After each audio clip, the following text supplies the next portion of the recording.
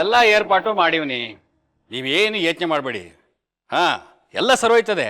ನಿಮ್ಗೇನು ಕೆಲಸ ಆಗಬೇಕು ತಾನೇ? ಆಯ್ತು, ನಾನು ಮಾಡ್ತೀನಿ ಬಿಡಿ.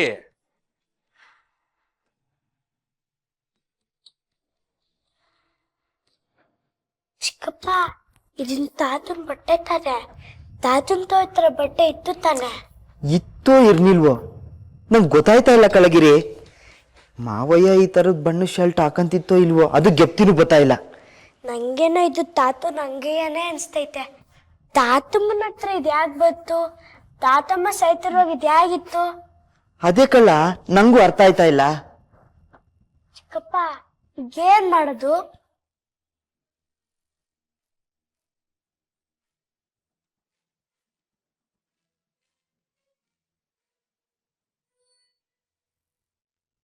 ಗಿರಿ, ಮೊದಲು ಈ ಬಟ್ಟೆ ಚೂರು ಮಾವುಂದೇನ ಅಂತವ ಗ್ಯಾರಂಟಿ ಮಾಡ್ಕೋಬೇಕು. ಬಟ್ಟಿಯಾಗಿ ಯಾರು ಇಲ್ದಿರೋ ಟೇಮ್ ನೋಡ್ಕೊಂಡು ಮಾವ ಈ ಬಣ್ಣದ ಬಟ್ಟೆ ಹಾಕೊಳ್ಳುತ್ತ ಅಂತ ಹುಡುಕಬೇಕು. ನೀನು ಇದ್ರ ಬಗ್ಗೆ ಯಾರ ಹತ್ರನೂ ಹೇಳ್ಬೇಡ ಕಣವ. ನನ್ನ ರಾತ್ರಿ ಎಲ್ಲ ತಾತಮ್ಮ ಮಲ್ಕೋತಿರೋಕ್ ಚೆನ್ನಾಗೇ ಇತ್ತು. ಜಾತ್ರೆಲ್ ಗೊಂಬೆ ಕೊಡಿಸ್ತೀನಿ ಅಂತು. ಬೆಳಗ್ಗೆ ಎದ್ರೆ ಸತ್ತೋಗಿತ್ತು. ಈಗೆಲ್ಲ ಮುಗಿದೋಯ್ತಲ್ವಾ, ಅದ್ರ ಬಗ್ಗೆ ಮಾತಾಡಿ ಏನು ಪ್ರಯೋಜನ ಹೇಳು? ಚಿಕ್ಕಪ್ಪ, ತಾತಮ್ಮನ್ನ ರಾತ್ರಿ ಯಾರು ಬಂದು ಸಾಯಿಸ್ಬಿಟ್ರ?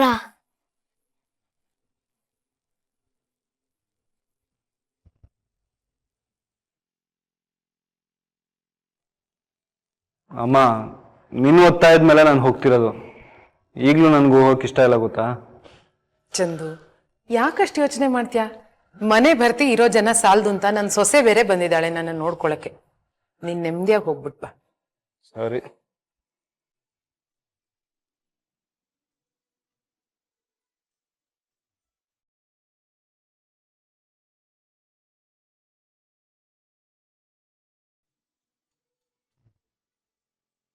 ನಿನಗೆ ಎಷ್ಟು ಕಷ್ಟ ಆಗ್ತಿದೆ ಅಂತ ನನಗೆ ಗೊತ್ತು. ನನಗೂ ಅಷ್ಟೇ ಕಷ್ಟ ಆಗ್ತಿದೆ. ಡೋಂಟ್ ವರಿ, ಬೇಗ ಬರ್ತೆ. Happy journey. Thank you.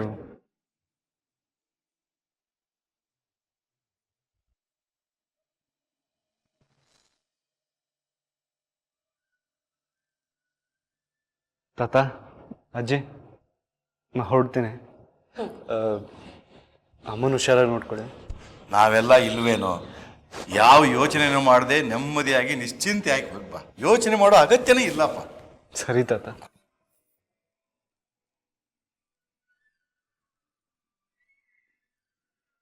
ಕುಮ್ದತ್ತ ಬರ್ಲಾ? ಶಿವದತ್ತ ಬಾಯ್. ಡೆಲ್ಲಿಗೆ ಹೋಗ್ಬೇಕು ಅಂತ ತುದಿಗಾಲಲ್ಲಿ ನಿಂತಿದ್ರು ಬೆಳಗ್ಗೆಯಿಂದ. ರಂಜಿತ್ ಮಾವ ಇಲ್ಲೇ. ಅವ್ರು ಆಗ್ಲೇ ಕಾರಲ್ಲಿ ಕುತ್ಕೊಂಡು ನಿನ್ಗೋಸ್ಕರ ವೇಟ್ ಮಾಡ್ತಾ ಇದ್ದಾರೆ. ಬರ್ಲಾ? ಆಯ್ತು.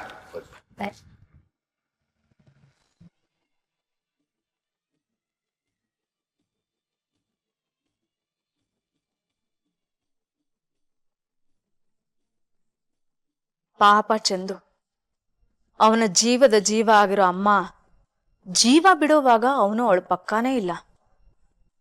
ಒಂದು ಸಲ ಸಾವಿಂದ ತಪ್ಪಿಸ್ಕೊಳ್ಬಹುದು, ಆದ್ರೆ ಪ್ರತಿ ಸಾರಿನೂ ತಪ್ಪಿಸ್ಕೊಳಕ್ಕಾಗಲ್ಲ ಪಾರ್ವತಿ. ಈ ಸಾರಿ ನಾನು ನಿನ್ನನ್ನ ಸಾಯಿಸದೆ ಬಿಡಲ್ಲ. ನನ್ನ ಸೇಡಿನ ಕೆಂಡ ಕಮರ್ಬೇಕು ಅಂದ್ರೆ ಅದಕ್ಕೂ ಮೊದಲು ನೀನು ಸುಟ್ಟು ಕರಕಲಾಗ್ಬೇಕು.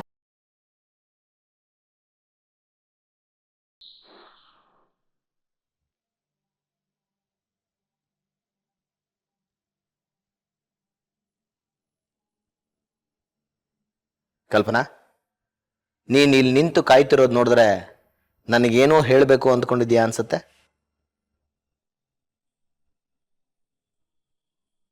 ಇತ್ತೀಚೆಗೆ ನೀನು ಏನೇ ಮಾಡಿದ್ರು ನನಗಿಷ್ಟ ಆಗ್ತಾ ಇಲ್ಲ ಕೈಲಾಶ್. ನಾನು ಏನೇ ಮಾಡಿದ್ರೂ ನಿನಗಿಷ್ಟ ಆಗ್ತಾ ಇಲ್ಲ ಅನ್ನೋದು ನನಗೆ ಅರ್ಥ ಆಗಿ ತುಂಬ ದಿವಸ ಆಯಿತು ಕಲ್ಪನಾ.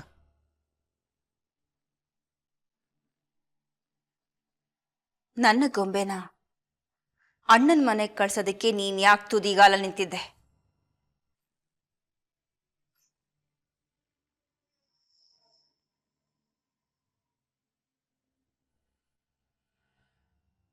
ಈಗ ನಿನಗೆ ಸಮಾಧಾನ ಆಗಿರ್ಬೇಕಲ್ವಾ?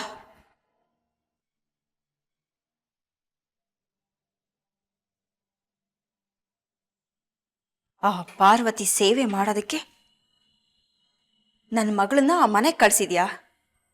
ನನ್ನ ಗೊಂಬೆನೇನ ಆ ಮನೆಗೆ ಕೆಲಸದವಳು ಅನ್ಕೊಂಡಿದ್ಯಾ?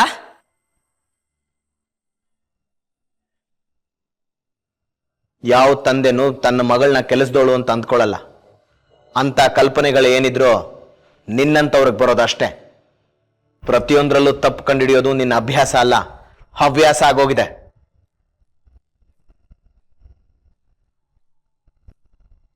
ಅವಳು ಅತ್ತೆ ಮನೆಗೆ ಹೋಗಿಲ್ಲ, ತಾತನ ಮನೆಗೆ ಹೋಗಿದ್ದಾಳೆ ಅಂತ ಅನ್ಕೋ. ಆಗ ನಿನ್ಗೆ ಯಾವ ತಪ್ಪು ಕಾಣಿಸಲ್ಲ. ಯಾಕೆ ಆ ಮನೇಲಿ ಪಾರ್ವತಿ ನೋಡ್ಕೊಳ್ಳೋದಕ್ಕೆ ಬೇರೆ ಯಾರು ಇಲ್ವಾ? ಅಪ್ಪ ಅಮ್ಮ ಇಲ್ವಾ?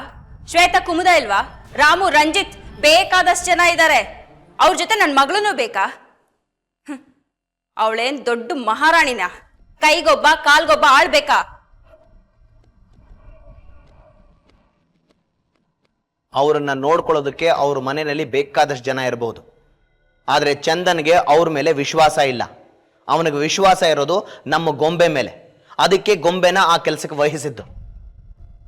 ಅದ್ ಸರಿ, ಅವಳೇ ಹೋಗ್ತೀನಿ ಅಂತ ಹೇಳಿ ಹೊರಟಿರ್ಬೇಕಾದ್ರೆ ನಿಂದೇನೆ ತಗಾದೆ?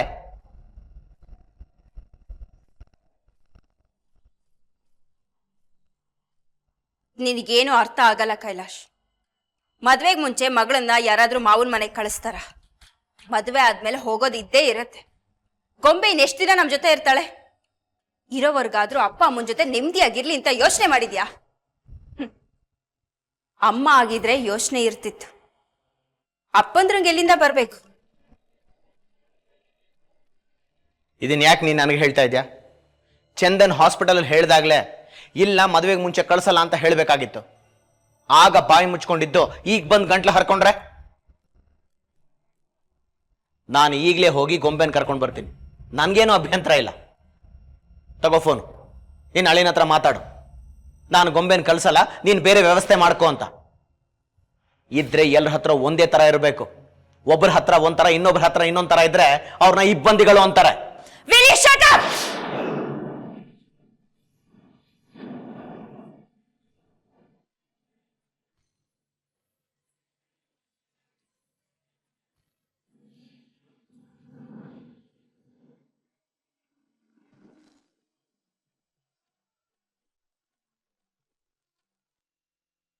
ಹಲೋ. ಹಾಯ್ ಚಂದು, ನಾನ್ ಶ್ರುತಿ. ನಿನ್ ಶ್ರುತಿ ಅಂತ ನನಗೆ ಗೊತ್ತು. ನಾನು ಡೆಲ್ಲಿಗೆ ಬಂದ್ರೆ ನಿನ್ನ ವಾಯ್ಸ್ ಚೇಂಜ್ ಆಗ್ಬಿಡುತ್ತೆ ಅಂತನಾ? ಹೇಗಿದ್ಯಾ? ಅಮ್ಮ ಹೇಗಿದ್ದಾರೆ? ಎಲ್ಲರೂ ತುಂಬಾ ಚೆನ್ನಾಗಿದ್ದೀವಿ. ಹೇಗಿತ್ತು ಪ್ರಯಾಣ? ನೀನು ನನ್ನ ಪಕ್ಕದಲ್ಲಿ ಇರಲಿಲ್ಲ ಅನ್ನೋದು ಬಿಟ್ರೆ ಇನ್ನೆಲ್ಲ ಚೆನ್ನಾಗಿತ್ತು. ಸರಿ, ಅಮ್ಮ ಮಾತ್ರ ಎಲ್ಲ ಸರಿಯಾದ ಟೈಮಿಗೆ ತೊಗೊಳ್ತಿದಾರಾ? ನಾ ಹೇಳಿದ್ನೆಲ್ಲ ನೀನು ಫಾಲೋ ಮಾಡ್ತಿದ್ಯಾ ತಾನೆ? ಅಮ್ಮನ ಕೈಲಿ ಒಂಚೂರು ಕೆಲಸ ಮಾಡಿಸ್ಬಾರ್ದು, ಓಕೆ?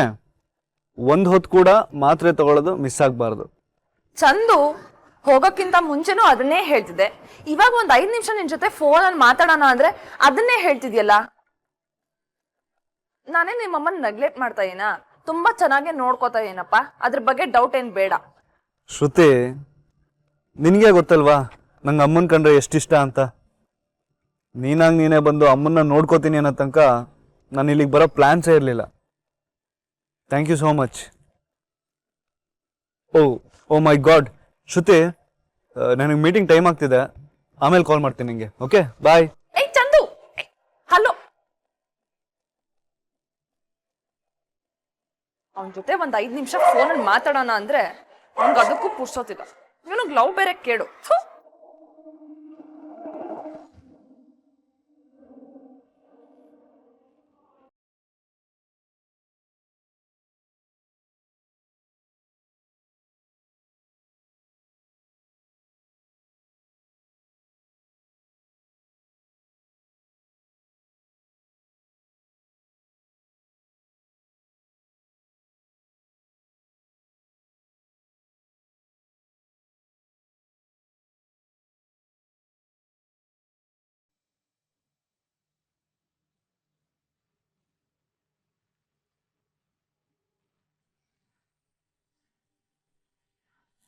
ಸೇಡ್ಗೊಂದು ಕಾಲ, ಸಾವುಗೊಂದು ಕಾಲ. ಆದರೆ ಈ ಕಾಲಕ್ಕೋಸ್ಕರ ನಾನು ಎಷ್ಟು ವರ್ಷದಿಂದ ಕಾದಿದೆ. ಇನ್ನು ಕಾಯೋದ್ರಲ್ಲಿ ಅರ್ಥನೇ ಇರೋಲ್ಲ.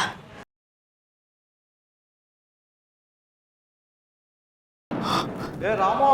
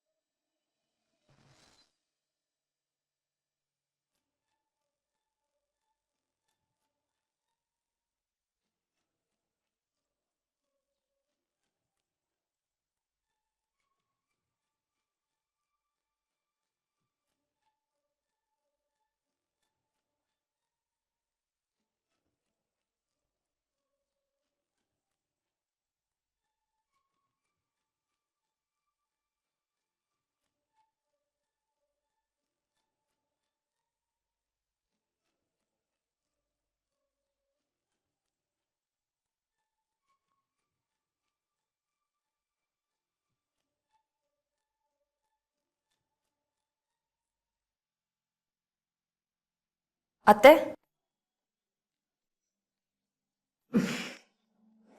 ಶ್ರುತಿ, ನನ್ನ ಮಾತ್ರೆ ನಾನು ಎದ್ದು ತಗೊಳ್ಳೋಷ್ಟು ಶಕ್ತಿ ಇದೆ. ನೀನು ಯಾಕೆ ತಂದ್ಕೊಡ್ಬೇಕು? ಜೊತೆಗೆ ನನ್ನ ಕೆಲಸ ನಾನು ಮಾಡ್ಕೊಳ್ಳೋಕೆ ನನಗಿಷ್ಟ. ನಾನು ಯಾರ ಮಾತು ಕೇಳಲ್ಲ, ಚಂದು ಹೇಳ್ದಾಗ ಮಾತ್ರ ಕೇಳೋದು. ಅತ್ತೆ, ಈ ಮಾತ್ರೆ ತಗೊಂಡಾದ್ಮೇಲೆ ಅರ್ಧ ಗಂಟೆ ಆದ್ಮೇಲೆ ಕಷಾಯ ಕುಡಿಬೇಕು ಅಂತ ಚಂದು ಹೇಳಿದಾನೆ. ಹೀಗೋಗಿ ಬಂದ್ಬಿಡ್ತೀನಿ. ನೀನು ಯಾಕೆ ಮಾಡಬೇಕು ಮಗಳೇ?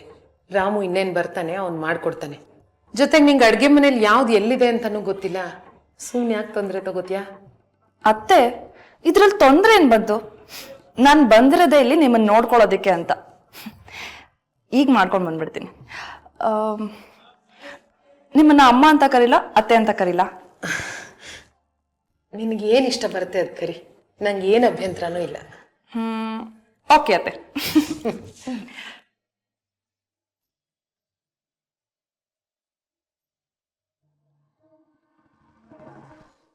ನನ್ನ ಗೊಂಬೆಗೆ ಪಾಠ ಕಲಿಸಿದವಳು ನಾನು. ನನ್ನ ಗೊಂಬೆ ಚೆನ್ನಾಗೆ ಪಾಠ ಕಲ್ತಿದ್ದಾಳೆ. ಇಷ್ಟು ದಿನ ನೆಮ್ಮದಿಯಾಗಿದ್ದೆ. ಅಷ್ಟೇ ನಿನ್ನ ಸುಖ. ಪ್ರತಿ ಕ್ಷಣನೂ ನೀನು ಚಿತ್ರಹಿಂಸೆ ಅನುಭವಿಸೋ ಹಾಗೆ ಮಾಡಲಿಲ್ಲ ಅಂದರೆ ನಾನು ಕಲ್ಪನಾನೇ ಅಲ್ಲ.